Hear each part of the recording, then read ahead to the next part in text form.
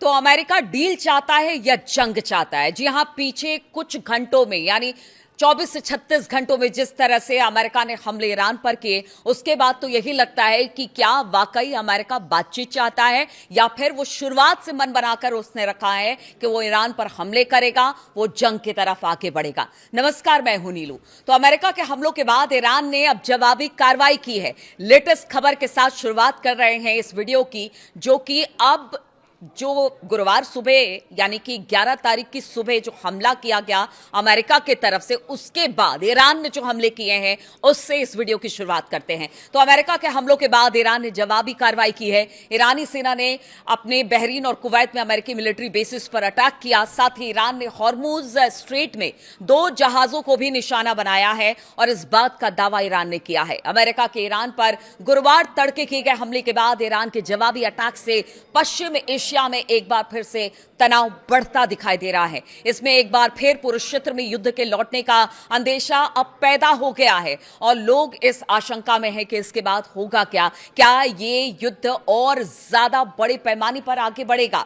Islamic revolutionary guard corps यानी IRGC की ओर से कहा गया कि उसने गुरुवार तड़के बहरीन के शेख ईसा एयरबेस और कुवैत के अली अल सलेम और अहमद अल जाबेर एयरबेस पर ड्रोन से हमले किए। साथ ही हॉर्मुज स्ट्रेट से गैर कानूनी रूप से गुजरने की कोशिश करने वाले 2 तेल टैंकरों पर भी हमला किया है। वो आगे आपको बताएंगे कि हॉर्मुज स्ट्रेट अब पूरी तरह से ईरान ने बंद कर दिया है और उसने क्या कहा है वहां से गुजरने वाले जहाज और देशों को, वो भी आपको बताएंगे। लेकिन अगर आज सुबह सुबह की बात की जाए तो अमेरिका ने ईरान पर पहले हमला किया और ये करीब करीब भारतीय समय अनुसार 11 तारीख की तड़के 3-4 बजे के आसपास यह हमला शुरू हुआ अमेरिका की तरफ से। बताया जा रहा है कि एक द्वीप, अमेरिकी सेंट्रल कमांड ने कहा कि ईरान के कई ठिकानों पर हमले किए जा रहे हैं। इस बात को बिल्कुल एकदम खुले तौर से उसने कहा है और कमांड ने कहा कि ये हमले ईरान की बिना वजह और लगातार आक्रामकता का जवाब देना, मतलब सेंट्रल जो कमांड फोर्स है उसने बताया है। अमेरिकी सेना ने हमले का नया दौर डोनाल्ड ट्रंप की उस चेतावनी के बाद शुरू किया जिसमें उन्होंने कहा था कि रुकी हुई बातचीत के लिए तेहरान को कीमत चुकानी पड़ेगी। यानी पहले डोनाल्ड ट्रंप ने कहा था कि देखिए, बातचीत को लंबा खींचा जा रहा है ईरान की तरफ से। अगर ये बातचीत इसी तरह से लंबी खींची जाती है और ईरान किसी मुद्दे पर नहीं पहुंचता है तो फिर इसका खामियाजा ईरान को उठाना पड़ेगा। और डोनाल्ड ट्रंप की इसी धमकी के बाद जबरदस्त तरीके से अमेरिका की तरफ से ईरान पर हमले किए गए। दोनों ओर से बढ़ते हमलों से युद्ध खत्म होने की कोशिशों के पटरी से उतरने का खतरा पैदा हो गया है और पूरे मिडिल ईस्ट में इस वक्त तनाव की स्थिति है। अलग अलग देशों में जहां पर अमेरिकी बेसिस है वहां पर अब देखा जा रहा है कि किस तरह से हमले ईरान कर रहा है।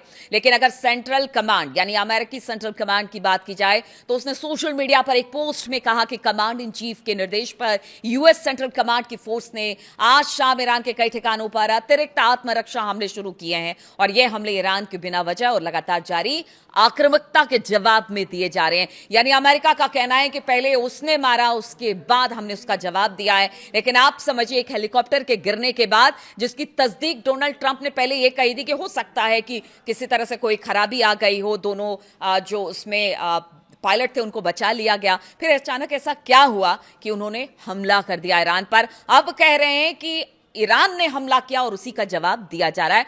अमेरिकी हमलों के यह सिलसिला बहरीन, कुवैत और जॉर्डन में अमेरिकी सैनिक ठिकानों पर ईरानी हमलों के कुछ घंटे बाद शुरू हुआ। हमने देखा कि कल किस तरह से करीब 21-22 ठिकानों पर अमेरिका का हमला किया गया ईरान की तरफ से और इस हफ्ते ये तीसरी बार है जब एक दूसरे पर हमले ने 2 महीने के सीजफायर को की परीक्षा ली है। यानी ऐसा लगा कि अब खत्म कि तब खत्म, बातचीत खत्म, युद्ध शुरू। ये तीसरी बार है जबकि इतना बड़ा हमला एक दूसरे की तरफ अमेरिका और ईरान कर रहा है। अगर हॉर्मुज स्ट्रेट की बात की जाए तो इसके पास अमेरिकी सेना के एक हेलीकॉप्टर गिरने के बाद ये सब कुछ शुरू हुआ। जैसा मैं आपको बता रही थी कि ईरान ने जो बताया गया कि अमेरिका की तरफ से कि उनका एक शाही ड्रोन आया और हमारे अपाचे हेलीकॉप्टर को वो गिराकर चला गया, जिसका जवाब अब दिया जा रहा है। और इसी से ये कहते हैं ना कि चिंगारी का काम इस हेलीकॉप्टर ने किया और उसके बाद हालात अब हाथ से निकलते दिखाई दे रहे हैं। ईरान की रिवोल्यूशनरी गार्ड यानी कि आईआरजीसी ने बुधवार को कहा था कि उनकी ओर से जॉर्डन में एक अमेरिकी सैन्य अड्डे सहित खाड़ी देशों के 22 ठिकानों पर मिसाइल और ड्रोन हमले किए गए।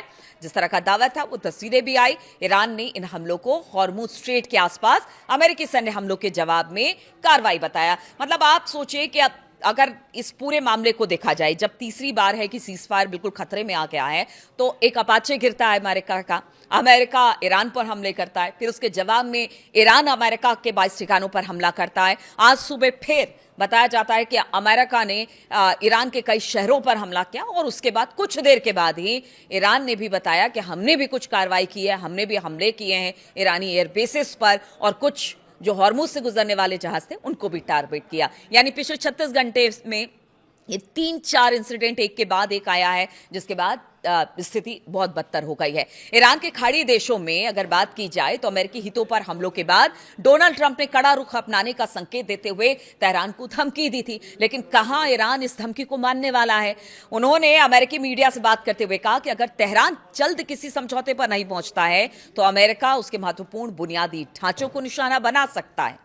अब देखिए कि पहले भी ये बात कह चुके थे कि उनके बिजली प्लांट को निशाना बनाया जाएगा, उनके गैस सप्लाई पाइपलाइन को निशाना बनाया जाएगा, बहुत सारी बातें थी और एक बार फिर से उस बात को दोहराया कल ट्रंप ने। डोनाल्ड ट्रंप ने कहा कि ईरान ने समझौते के लिए बातचीत में बहुत अधिक समय गंवा दिया है, अब उसे इसकी कीमत चुकानी होगी। तो ये ट्रंप की 37वीं 38वीं पता नहीं कितनी धमकी है जो ईरान को मिल चुकी है, लेकिन ईरान है कि अपने हितों को लेकर, और उसका कहना है कि जिसमें ईरान का हित है उसको लेकर किसी तरह की कोई कॉम्प्रोमाइज नहीं की जाएगी, और इस वजह से ट्रंप बार बार इस तरह की धमकी दे रहे हैं। ट्रंप ने दावा किया कि ईरान की मिलिट्री नेवी और एयरफोर्स पूरी तरह से तबाह हो चुके। ये तो आप सोचिए कि मतलब फरवरी में हमला शुरू हुआ, उसके 10 दिन बाद से ये कह रहे हैं ट्रंप की देखिए हमने पूरे उनके नेवी और एयरफोर्स को खत्म कर दिया। फिर आखिर कहां से इतनी ताकत ईरान जुटा रहा है कि आपके एयरबेसेस को निशाना बना रहा है? इस बात का भी जवाब ट्रंप को देना होगा कि आखिर क्या वजह है कि इस तरह से पूरी दुनिया को आपने युद्ध में झोंक रखा है और समय समय पर जब भी इस तरह से युद्ध की स्थिति बनती है तो उसके बाद पूरी दुनिया हिल जाती है। ईरान को ट्रंप की धमकी के कुछ घंटे बाद ही अमेरिकी सेना ने हवाई हमले शुरू कर दिए।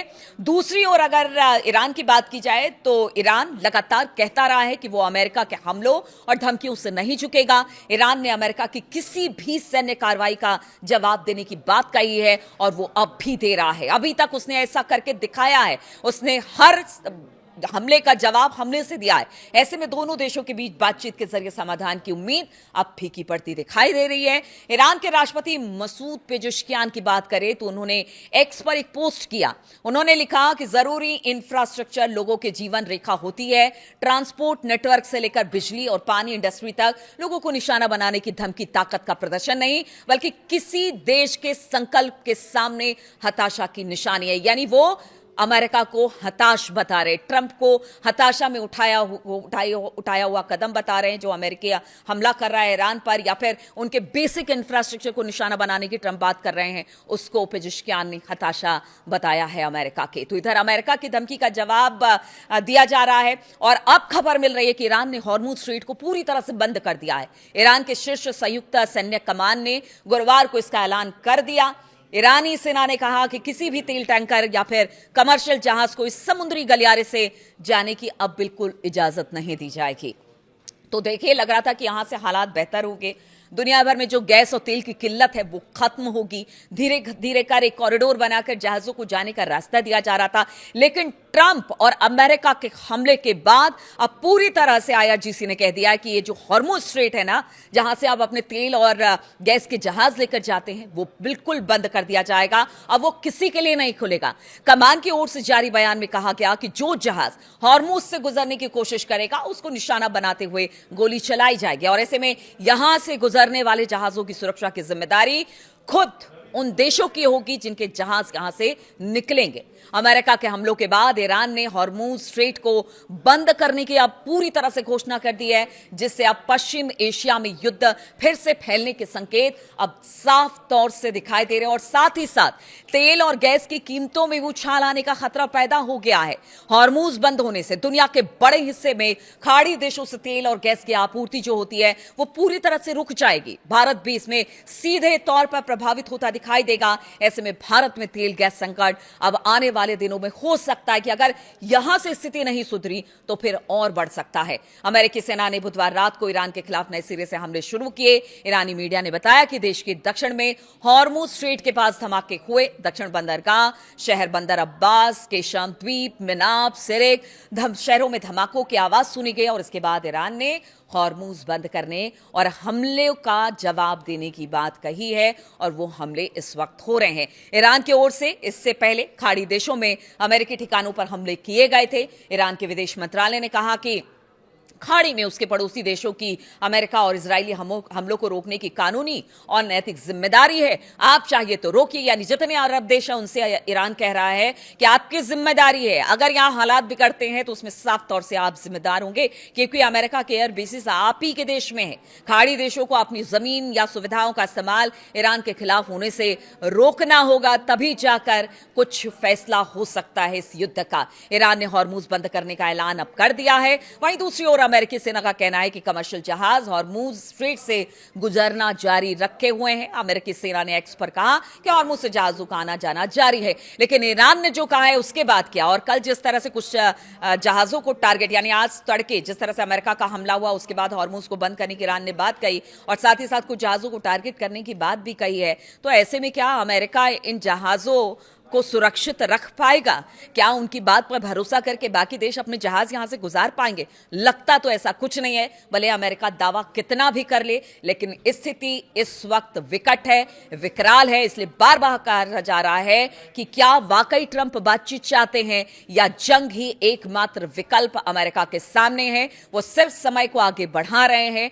अंतिम तो निर्णय उनका यही होगा कि ईरान पर हमले कर दिए जाए, लेकिन ईरान तो ईरान है, उसने साफ तौर से कह दिया है अंतिम व्यक्ति जब तक ईरान का जिंदा रहेगा तब तक ईरान पर कोई हमला नहीं कर सकता है। तब तक हम लड़ते रहेंगे। आप लड़िए हमसे, हम वो पूरी ताकत के साथ लड़ेंगे। हमारे साथ हमारी पूरी आवाम है, हमारे सारे लोग हैं। इसलिए अमेरिका को समझना होगा कि युद्ध रोकना है तो अपने तेवर को ढीले करे, बातचीत का रास्ता अख्तियार करे। ईरान लगातार कहता रहा है कि वो बातचीत के मंच पर बैठने को तैयार है, लेकिन बातचीत को बातचीत की तरह रखे। एक तरफ बातचीत और दूसरा तरफ हमला करके आप ईरान को खत्म नहीं कर सकते हैं। तो स्थिति इस वक्त पूरे मध्य पूर्व एशिया की बात की जाए, इन मिडिल ईस्ट की बात की जाए तो इस वक्त तनावपूर्ण बना हुआ है। अब देखना होगा कि हमले के जवाब में हमला शुरू हो चुका है, तो क्या अब ये धीरे धीरे युद्ध जो है वो आगे बढ़ता हुआ दिखाई देगा और यहां से स्थिति अगर बिगड़ती है तो पूरी दुनिया में इसका असर देखने को मिलेगा। बहुत बहुत शुक्रिया मेरे साथ इस वीडियो में शामिल होने के लिए। तब आप अपडेट्स लेकर मैं आपके सामने आती रहूंगी।